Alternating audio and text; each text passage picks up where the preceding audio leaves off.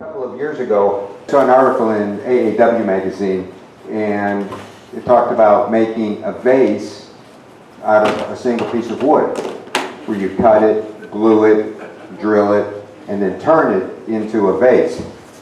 And that's what I've done here. And you do it in such a way too that you put the glass inside so you can actually use it for real flowers. And we'll talk about that in a minute as we go through. Get it back in the groove.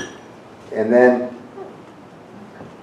originally I did it out of one piece of wood, piece of berry, and everything turned out looking nice. And then, like anything, you try to change things a little bit, so I start looking at it and saying, okay, what if we start, since we're cutting it in the boards and gluing it together, what happens if you put different pieces of wood together? So on this vase that I have here, this is actually maple on one side and aromatic cedar on the other for contrast of colors. And on the lamps, did something similar. Then I decided, when I saw that they would make vases, I said, well, geez, you make it out of a vase, why can't I make it into a lamp? Because it's basically the same way, assembling it, just that you end up putting the wire and the lamp on top. And on this one, this is actually made out of regular cedar. My next door neighbor had a patio built on his house out of cedar, and the contractor said, since he knew I was doing woodworking, he says, would you like the wood? And it was about 1.5 inches, 1.75 inches thick. And I said, sure, I'll take it. And so just plain old cedar. And here it is. And that's what I'll be turning today, is cedar. And the other one over there, if you come up, you'll see it's made out of, oh, that one's the cedar one. This is made out of maple and cedar. The thing about the vase when you make it, and I'll show it to you as we go on, or you see it in the handout that I have here. When you make it and you put it together, you want to put a divot with a Forstner bit in the bottom of the end cap, so that when you drill it out for the vase has a little bottom to it, so that when you put the vase in, it doesn't slip around inside. You actually set it into the bottom. And so that's the main thing. Now, the real catchy part of this whole thing. When you put this together for the first time, you have to make sure that your wood is straight when you cut it.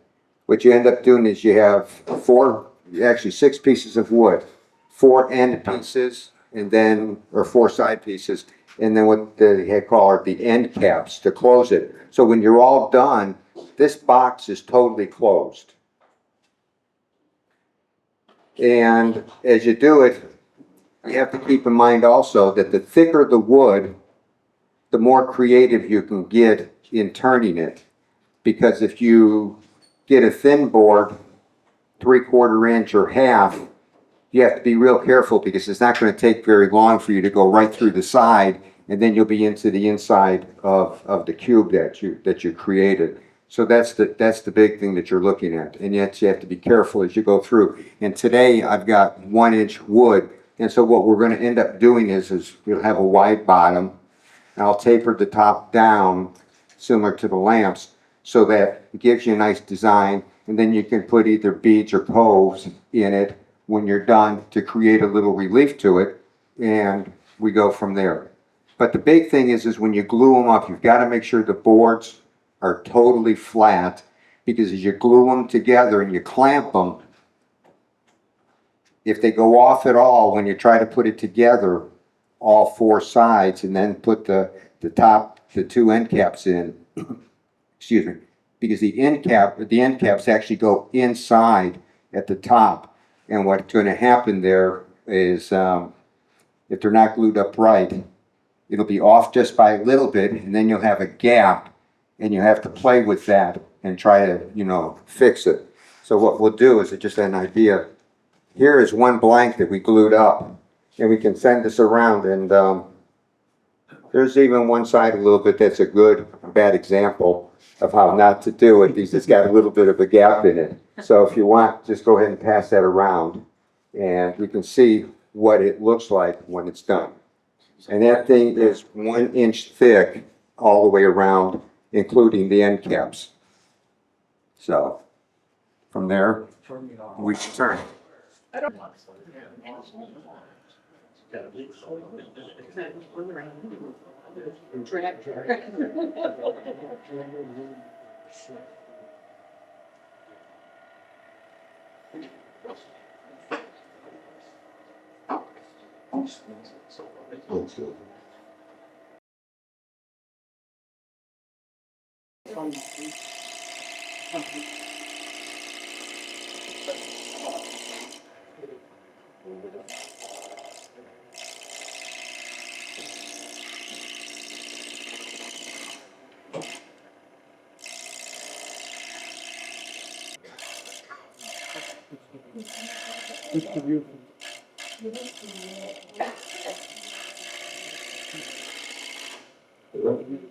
Which camera for God, I think it was on the right one.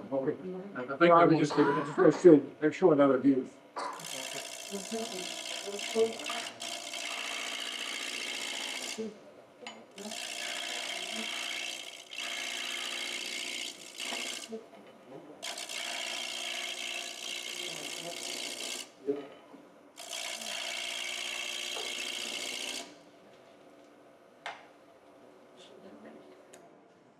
I know.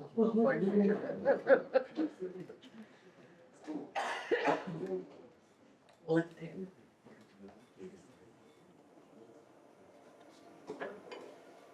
I'm just trying to take the blank down to, so it's perfectly round. Being that it's soft cedar, it does loosen itself up once in a while.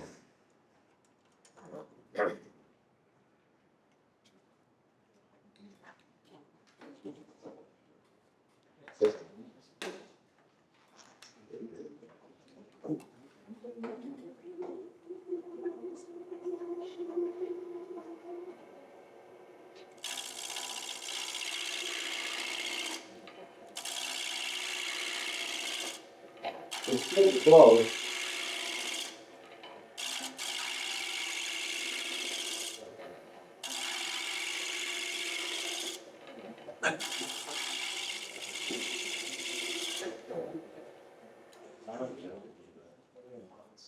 Almost. We're almost there. What's your RPM you're running? Right around 1,000.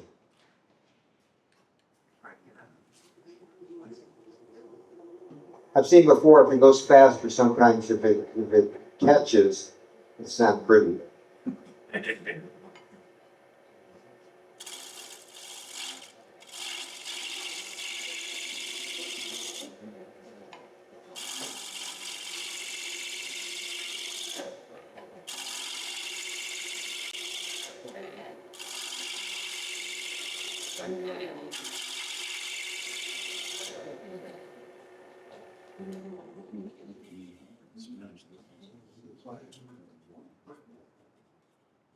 Almost.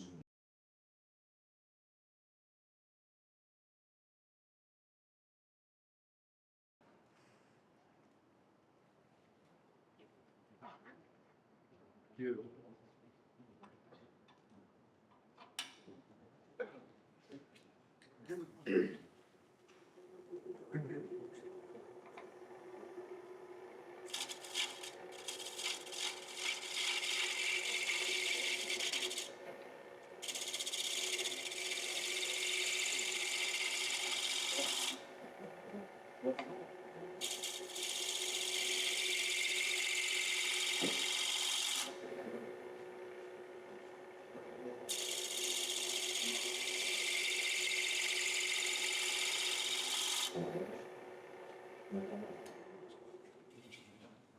Okay, now it's round. And I've probably got half an inch before getting to the center, the end cap there. So I have a little bit of room now to take it down. I'll keep it wide at the bottom, and I'll start forming it down from my right to left.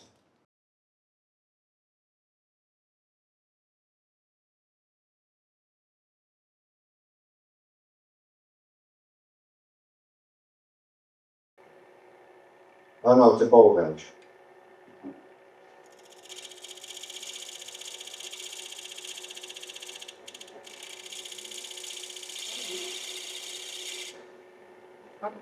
One hand go for the ring, dude.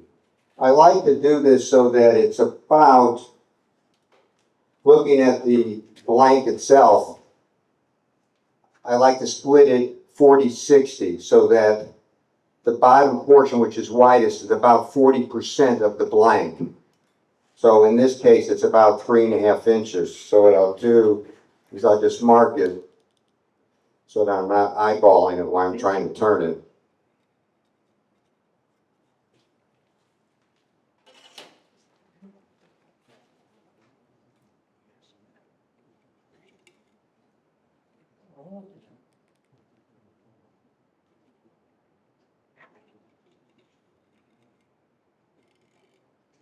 So I'm doing, this area here at the top is where I'll start bringing it in, and then I'll just smooth this out. But this is the area that I'm going to try to start forming to get down to that, the 60% there.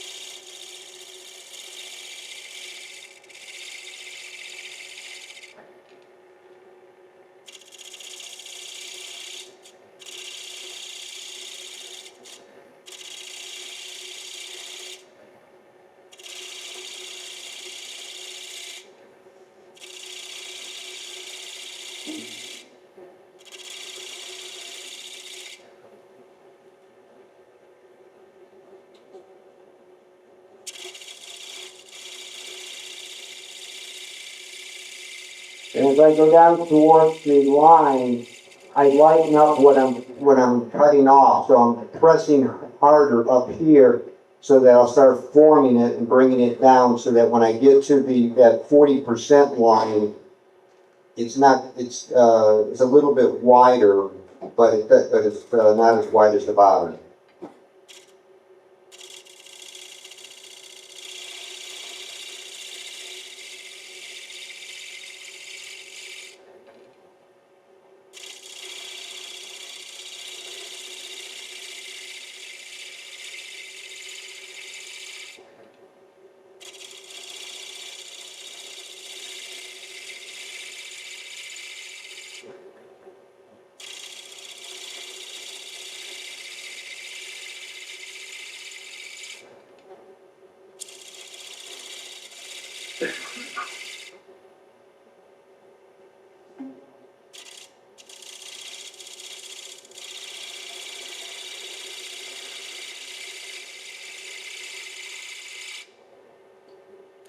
As I'm bringing it down, I want to stay off of, I'm real close now to the corner of the end caps. I don't want to go any further down here. So from here now, I'll be taking it down. This will be as narrow as it is on the top.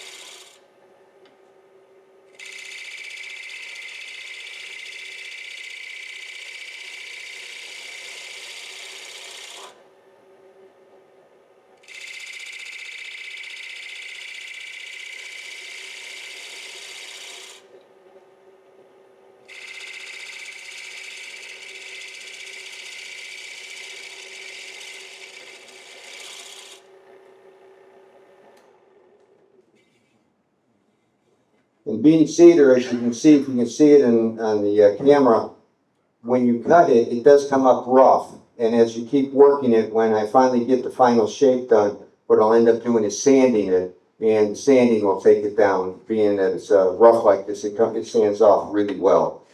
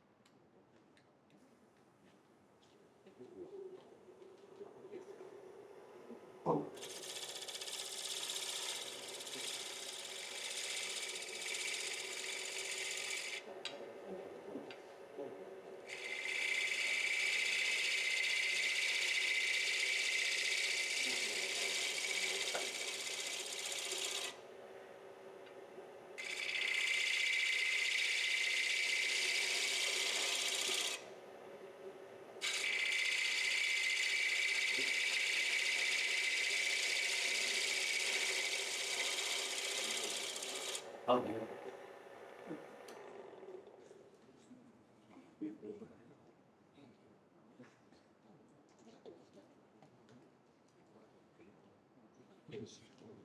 See if I can get a little bit smoother.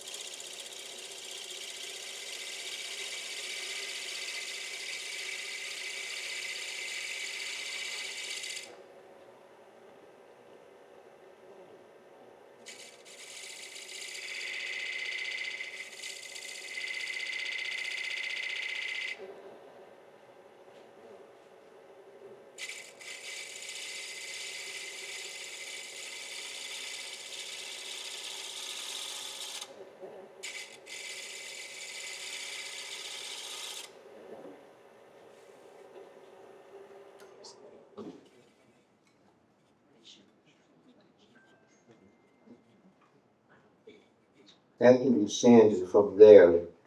The next thing I would do is, in this case, I'm going to go ahead and put two coves in the base.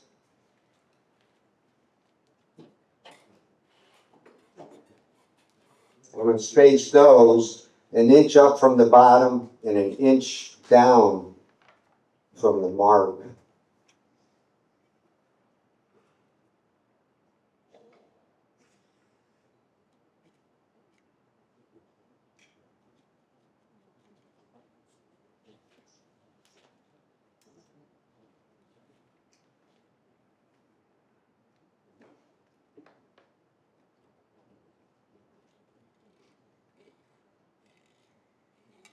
I use a heavy pencil to do that.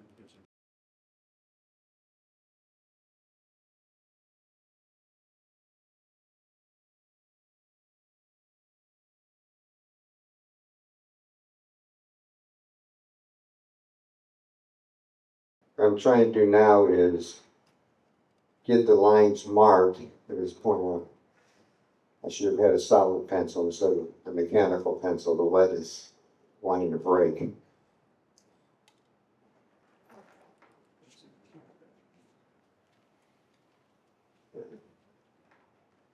What I'm going to do now is take a, I've actually got Sorby's got a a cove and a bead maker, a chisel, and that's what I'm gonna do. I'm gonna put a 1/4 inch cove on each one of those marks.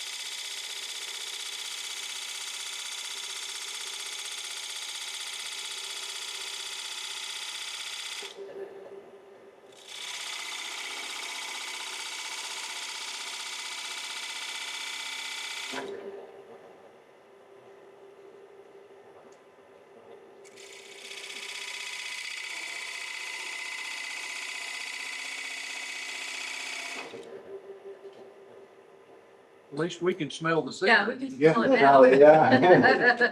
Yeah. Yeah. I like the tool. It's not as skillful, I guess, as using the spindle gouge to do it, but it goes, in my case, it goes a lot faster that way.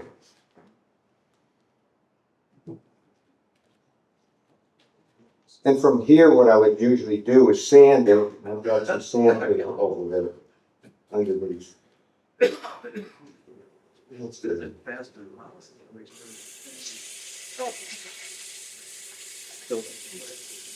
Sure. Noise on it.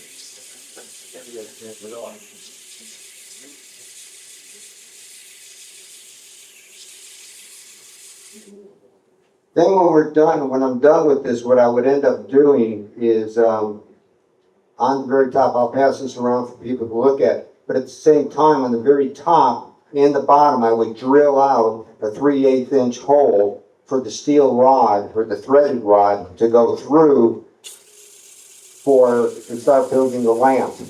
And at that point in time, I've got a handout here that you can go ahead and take and read, and it shows you that in the very bottom, I'll take a 1-inch Forstner bit and drill a hole in right above, right on top of the 3/8 inch hole, so that when you screw the bottom on the rod, that it's recessed so the bolt isn't interfering with the bottom plate. Or if you just wanted to keep the bottom, the bottom the way it is, just smooth it out, and put like maybe felt over it or whatever, you could.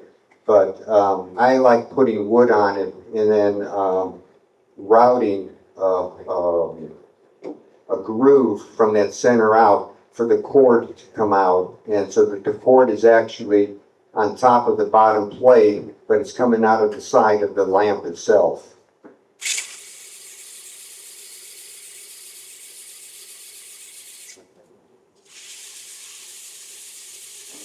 And the exact same way that we've done here, if you wanted to do it as a vase, you would end up doing it where you would end up drilling, at this point, you would drill a 1 3/4 inch hole through the top with a Forstner bit, and then when you get your bud vase, you'd find out they would be a tad bit too big to go in. So what I did is I took a skew and just kept rounding out that hole and enlarging it until the bottom of the vase would slip in, and then it would go in. And if you remember at the beginning when I was telling you, the 2 end caps, and it tells you in the instructions, on the 2 end caps, when you first build it, if you're making the vase, you'd want to drill a 1 3/4 inch recess in the bottom of each one, so that when this is assembled on the inside, facing inside, you have a 1 3/4 inch little divot on the inside of the two end caps. Then that way, when you assemble it, you can look at the top or the bottom and see which one would you really like to be the top, because you want the top to be the smoothest looking one. And that way, especially with the glue, when you've glued it together, you want to make sure that your top is as solid as possible. And so then that way, you don't have to be, your decision doesn't have to be made before you look at it, because you've hollowed out both ends, so you could flip it either way, and you'd still have your the bottom.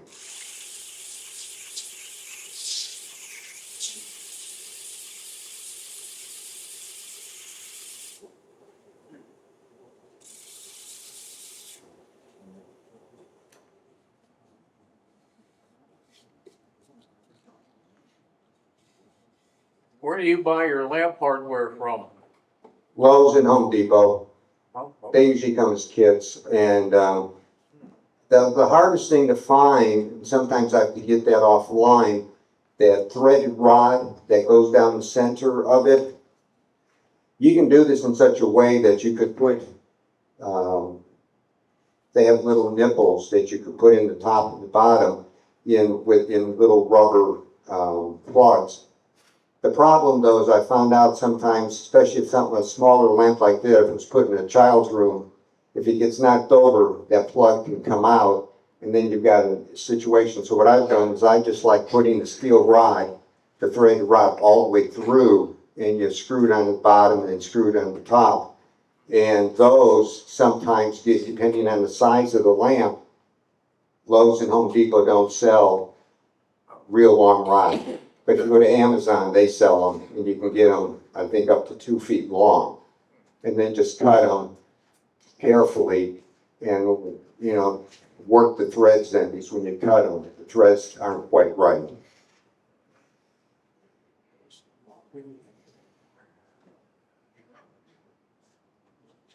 Not wanting to create any more dust. I think yeah, you've done good.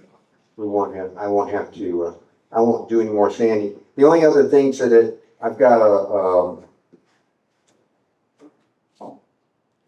little tool that I've been able to fit in here, 1/4 inch. They sell Woodcraft, and them sell these sanding tools that you can put sandpaper around and put them in the groove into a into the concave like this and sand it. And it works a lot easier than trying to sit there and bend the sandpaper and trying to get it, because it doesn't sand quite right. But what we've got now is it's fairly smooth in that, and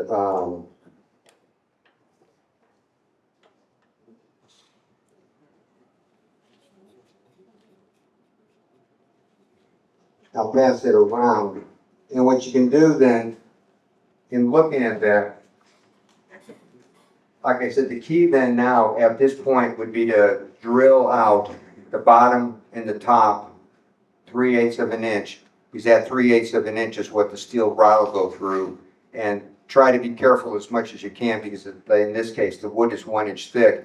As you go to drill through, you just don't want to canter your drill bit too much, because you're going to find out that the top hole and the bottom hole may not match exactly, and then you'll be playing games trying to get it out, or getting an excised drill bit on one of the ends to make it move.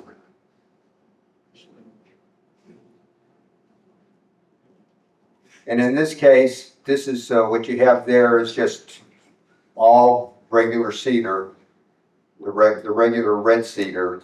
And what I'd like to do, like I said in the other ones, is get different types of wood, and then that way when you make it, you can get pretty creative then, at least with the coloring and the way it looks. And on these lamps here, what I ended up doing was using polyurethane, and that's all I used to seal it. I didn't do anything fancy. I just used plain polyurethane, And in that case, I use water base even, because when my wife was talking, she said she, like on the vase, she says she didn't want the ambering effect. She wanted to see the wood itself. So we just did the water-based poly, and it turns out really good. We know it's not going to change colors. Any questions? So what about the hardware? Do you have any apart over there that you could show us, or one that could slip apart pretty quick, or? Let me see.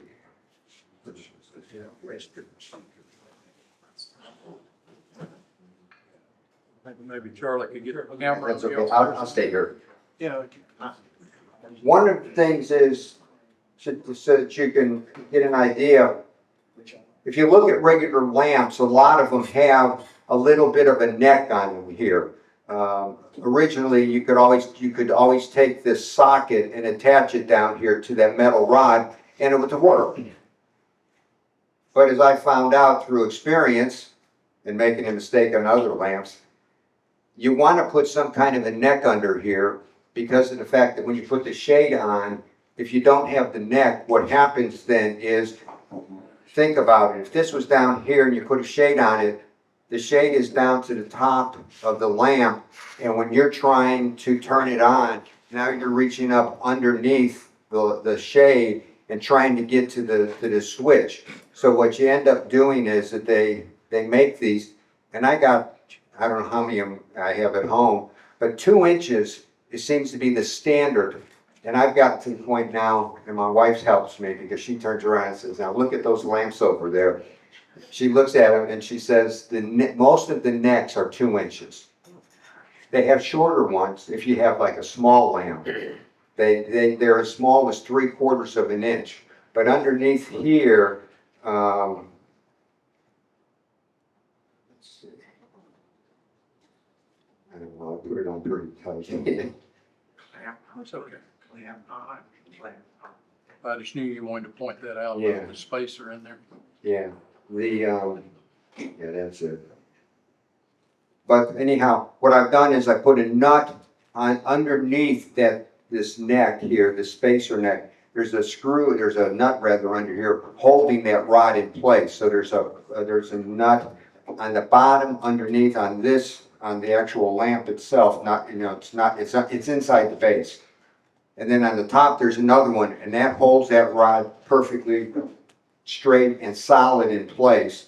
And then when you put the neck on it, you tighten it down as hard as it'll go, and you're good. There's going to be not a problem. Then you just put the socket on after you've run the wire up through it, attach the wire inside here, screw this back on, and you're good to go. And the only other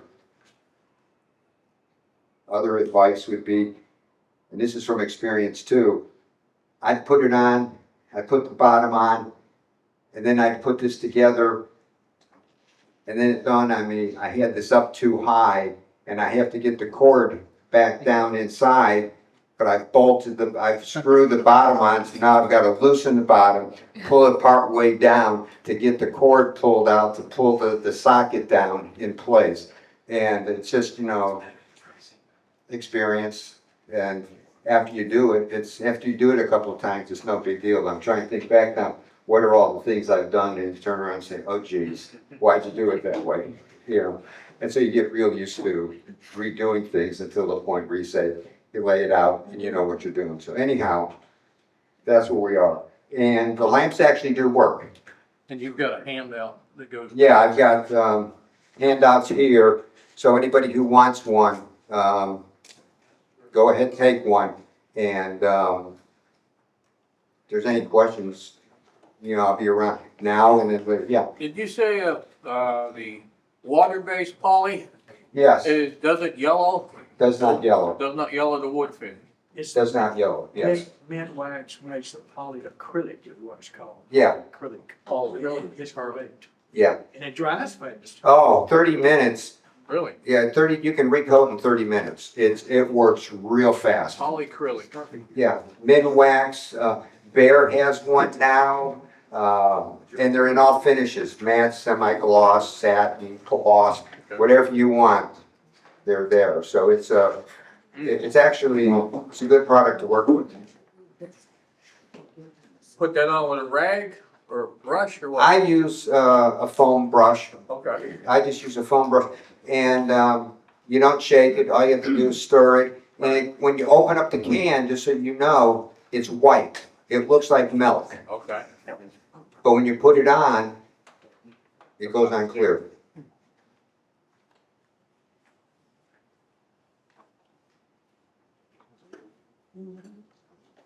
Any other questions? Well, thank you very much. Thank you.